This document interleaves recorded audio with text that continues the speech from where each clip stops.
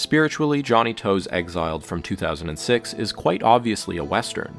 To trades the cool blues, glimmering skyscrapers, and street-lit urban locales that generally characterize his output for the sprawling beauty of the natural world, and tones of gold, yellow, and brown. This is very likely a conscious effort to evoke the old-school Western sepia filter. But if that's too subtle for you, the film opens on hired assassins closing in to rub out an ex-outlaw Woe, who's hung up his pistols to raise a family. A quick-draw standoff ensues. Later, the robbery of a gold convoy is featured, as are riffs on Sergio Leone's films with trick shots like this.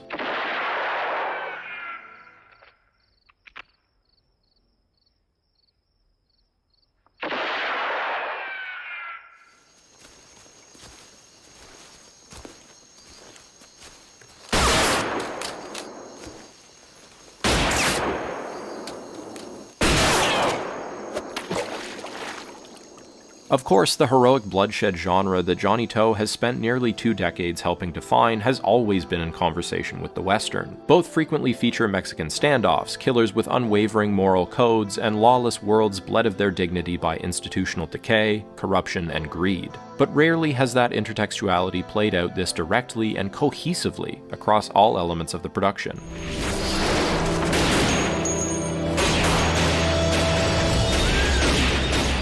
In a Johnnie To film, guns might as well be magic wands, bending and warping the scenery and environment to the shooter's will. Death comes quickly, and the misty, paint-red blood appears and disappears in a wispy flash as characters are felled. Choreography is less about acrobatics than positioning. Exiled is replete with sequences of assassins flanking each other, staged against each other in the frame, and shadowing each other from afar. Visually, this ties into the film's reflections on accountability, the spiraling consequences when every score must be settled, and there's a man for every mark, as well as the man that marks him.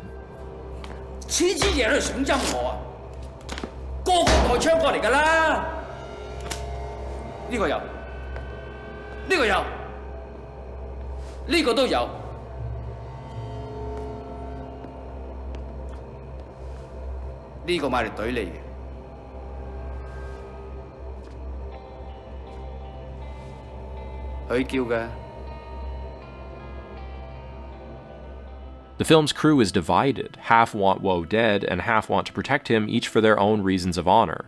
As he's their friend, they also must honor his last wish to look out for his family, which means pulling off a robbery with him before they settle their differences. When he dies on the job, honor requires they bring him home, even when this puts them at risk with a wife who is very, very over them. Of course, this is all exhausting, and sometimes it's played for laughs. To seems to reflect on and even parody the moral absolutism of westerns and heroic bloodshed films. Is an inflexible code of honor, the type of which we see in both films, a trap? Visually, To seems to suggest that it is. The men embark upon their quest, already caged.